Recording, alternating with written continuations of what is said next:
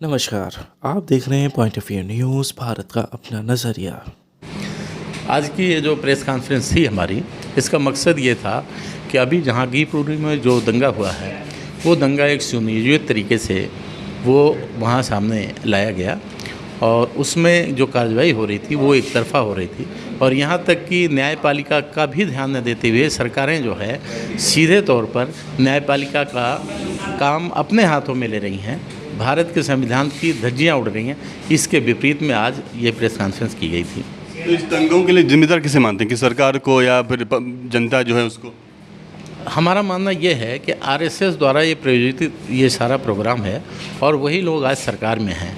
इसलिए हम सीधे तौर पर ये भी कह सकते हैं कि सरकार द्वारा ही प्रायोजित है, चूँकि जो धर्म संसद वगैरह होकर जहाँ जहाँ पर भी इस तरह का माहौल ख़राब करने की कोशिश होती है उनको संरक्षण दिया जाता है, उनके खिलाफ़ कोई कार्रवाई नहीं होती है। इन सारी चीज़ें रोकने का तरीका क्या है, क्या स्टेप होगा आप लोगों का? हम तो जनता के बीच में जाके जनता को जागरूक करके अपने अधिकारों के प्रति उन्हें सचेत करके और सरकार के सामने आंदोलन की शक्ल में आने की बात कर रहे हैं।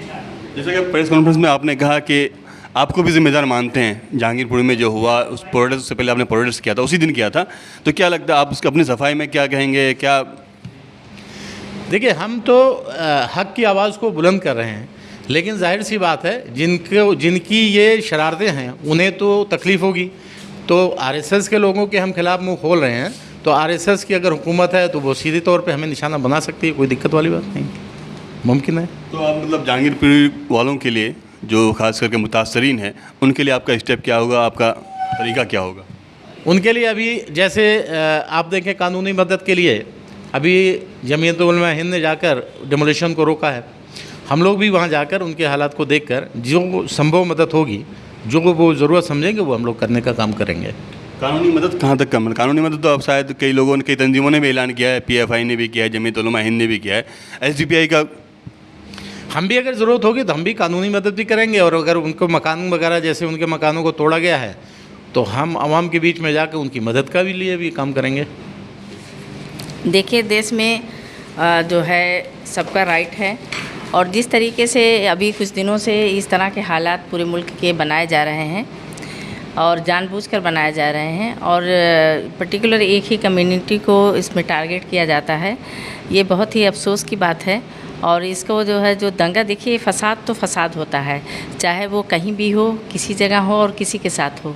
किसी के भी साथ देश में अगर नाइंसाफ़ी हो रही है उसके ख़िलाफ़ सख्त मज़म्मत हम करते हैं और उसके लिए जो है हम जो है सुप्रीम कोर्ट से ये जो है गुहार लगाते हैं और हमारी जो है ये सुप्रीम कोर्ट से उम्मीद है कि इस पे सख्त से सख्त जो है कड़ा जो है कदम उठाना चाहिए, संज्ञान लेना चाहिए, क्योंकि ये देश के हित में नहीं है, देश में रहने वाली जनता के हित में नहीं है। और जब जब इस तरह से मामला देश के अंदर होता है तो देश कमज़ोर होता है। तो सुप्रीम कोर्ट और सरकार मिलकर इस पे जो है जो इसमें शामिल हुए लोग हैं, जो इस तरह के फ़राक में रहते हैं, उसके ऊपर कड़ी निगाह भी रखी जाए और इस पे सख्त संज्ञान लिया जाना चाहिए। सेकुलर पार्टियों की जो खामोशी है, खामोशी अख्तियार की, जहाँ आम आदमी पार्टी दिल्ली में है, सरकार है उनकी बिल्कुल खामोश है। उन्होंने पहला ट्वीट किया, जैसा लगा कि हाँ मुसलमानों ने दंगा करवाया है, मुसलमानों की वजह से हुआ। क्या नज़रिया है आपका, क्या देखते हैं, किस नज़र से देखते हैं आपको दिल्ली सरकार को खास करके?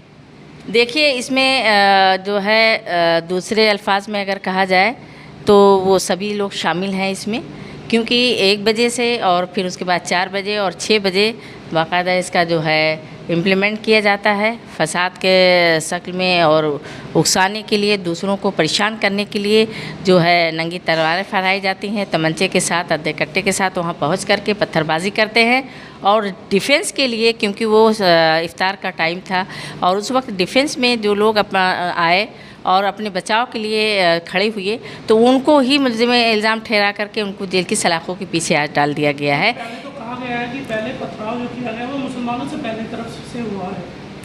मुसलमान, देखिए जितने फुटेज अभी आप देख रहे हैं सोशल मीडिया पे जो वायरल है चीज़ें, और वहाँ के जो मकामी लोग हैं जो इस बात के गवाह हैं, जो साथ में रह रहे हैं, तो मेरे ख़्याल में जो वहाँ के रहने वाले जो लोग हैं, जो आई विटनेस हैं, वो जो खुद इस बात को बता रहे हैं और ये कह रहे हैं कि उनको बाकायदा प्रेशराइज़ किया जा रहा था, सुबह 1 बजे से हैरेस किया जा रहा था और इस तरह से उनको कहा जा रहा था कि काटे जाएंगे, मारे जाएंगे और इस देश में रहना होगा, जय श्री राम बोलना होगा वगैरह वगैरह, बहुत सारी चीज़ें इस तरह से की जा रही थी। लेकिन बावजूद जो है वो खामोश थे। लेकिन 6 बजे जो इफ्तार का टाइम था उसमें उन्होंने टारगेट बाकायदा करके कि भाई ये लोग तो कुछ कह ही नहीं रहे हैं, लेकिन पथरावबाजी उसी में से की गई और जो पत्थर अंदर जाके पड़ा उसमें उन्होंने जो है अपने बचाव के लिए फिर उन्होंने जो है इसको चलाया। मैम पहले बुर्खा बैन किया जाता है, फिर मास्क बैन किया जाता है, फिर अजान बैन करने की बातें हो रही हैं, आप क्या कहेंगे इसके? देखिए, 2 मुद्दे जो देश के थे, आज हमारा मुल्क बहुत ही मुश्किल दौर से गुजर रहा है। इसमें जिस तरह के मुद्दे थे और जिस तरह की प्रॉब्लम थी उस पर काम करना चाहिए था। और आज युवा से लेकर के महिलाएं से लेकर के महिलाएं आज इतना पीड़ित हैं, घर के अंदर इतना दुखी हैं। आज छोटी छोटी बच्चियों के साथ रेप हो रहा है और उसमें जो शामिल हाल लोग हैं वो देश से छुपी हुई बात नहीं, वो कौन लोग हैं, लेकिन उनको बरीज़ ज़िम्मा किया जाता है और उनको मालाएं पहना करके उनको जो है उनका प्रमोशन होता है। तो इससे हैरानी और अफसोस की बात कुछ और नहीं हो सकती है।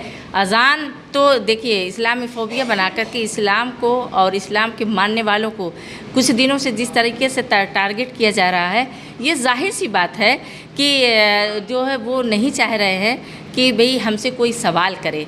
अगर फैक्ट पर सवाल अगर किया जाएगा तो जनता सवाल करेगी। जो आज परेशानियों से जूझ रहे लोग हैं वो पूछेंगे कि रोज़गार कहाँ है।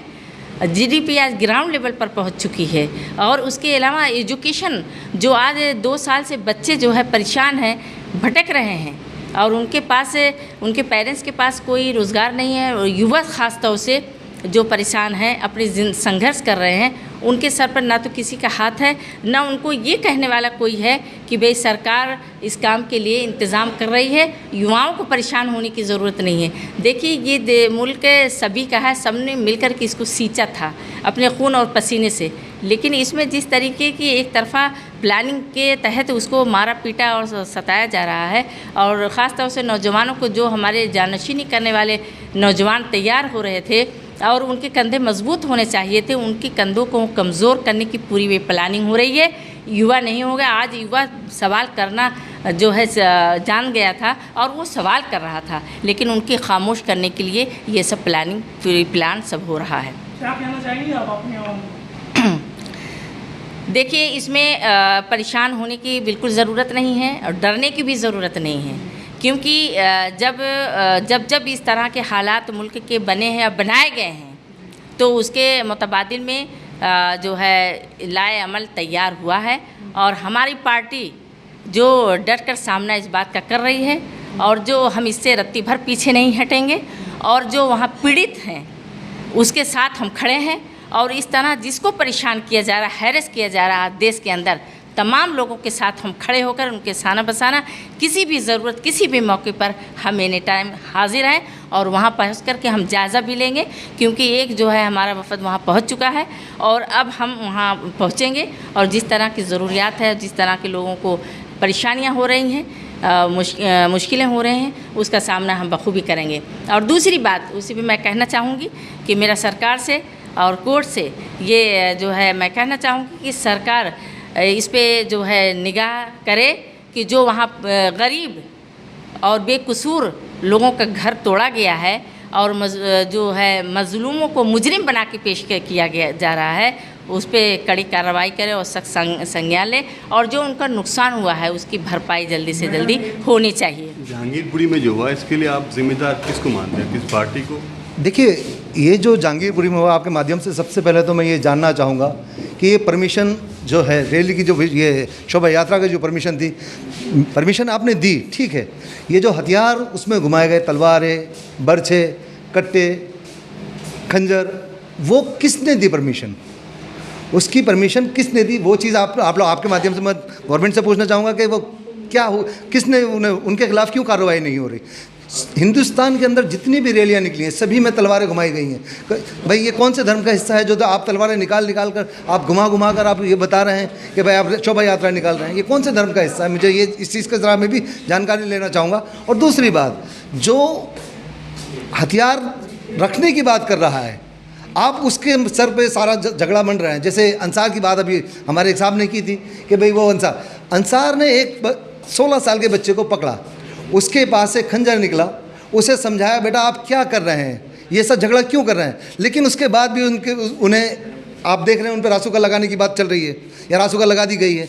तो उस तरह से ये बातें हो रही है। मैं तो सिर्फ आप लोगों के माध्यम से ये जानना चाहूँगा कि ये जहांगीरपुरी में जो बिल्कुल जो ये क्या कहेंगे ऐसे कि बिल्कुल नियोजित तरीके से जो झगड़ा हुआ है उसका जिम्मेदार आरएसएस है, उससे जवाब लेना चाहिए आप लोगों को इसका कि भाई ये तलवारें और ये बर्छे और ये कट्टे आप कहाँ से 16 साल 12 साल के बच्चों के हाथ में आप ये खंजर दे रहे हैं। आप क्या देश का भविष्य क्या देना चाह रहे हैं, देश को क्या देना चाह रहे हैं? पथराव तो मुसलमानों ने किया था ना? नहीं ऐसा कोई तस्वीर नहीं है कि पथराव मुसलमानों ने किया है। ये सिर्फ सब एक मीडिया की बनाई हुई सारी बातें हैं। ऐसा कहीं से कोई सबूत नहीं मिलता कि पथराव मुसलमान। अब ये तो ये भी दिखा रहे हैं कि पीछे से पथराव कर रहे हैं, मैंने ये भी देखा है। लेकिन आप ये देखिए कि जिस टाइम रैली चल रही है वो कट्टे निकाल कर उल्टे सीधे भाषण दे रहे हैं, वो काटे जाएंगे यार, राम राम चल जाएंगे यार, ये होगा। तो उस तरह सारी वीडियो वायरल है सोशल मीडिया पे जिसमें पथराव किया जा रहा है और कट्टे से नहीं, वो आप ये कह सकते हैं पथराव किया जा रहा है, ये मैं नहीं कह सकता। लेकिन आप ये नहीं कह सकते कि पहला पथराव मुसलमानों की तरफ से हुआ। आप इस बात का भी आप मुझे कोई वीडियो दिखाइए कि पथराव पहली स्टार्टिंग जो हुई है वो मुसलमानों की तरफ से हुई है। ऐसा कुछ नहीं है। मैं आपसे कहना चाह रहा हूँ कि इस चीज़ की जाँच होनी चाहिए कि ये जो रैलियों के अंदर, सभी रैलियों हिंदुस्तान के अंदर जहाँ भी रैलियाँ निकल रही हैं, देखिए 3 रैलियाँ निकली हैं, 2 रैलियाँ बिल्कुल शांति के साथ निकल जाती हैं, कोई किसी से कोई मतभेद नहीं। जो उस रैली के जो करने वाले हैं वो बाद में बैठ के टीवी पे इंटरव्यू देते हैं कि भाई हमने बिल्कुल शांति के साथ रैली निकाली, उसके बाद हमें मुसलमानों से बहुत सपोर्ट मिला, कोई किसी तरह से नहीं। ये जो झगड़े वाली रैली है, जो आरएसएस वाली रैली निकलती है, इसी में झगड़ा क्यों होता है, इसी में हथियार क्यों चलाए जाते हैं? तो सवाल ये उठता है, मीडिया को सवाल ये पूछना चाहिए कि ये क्या हो रहा है।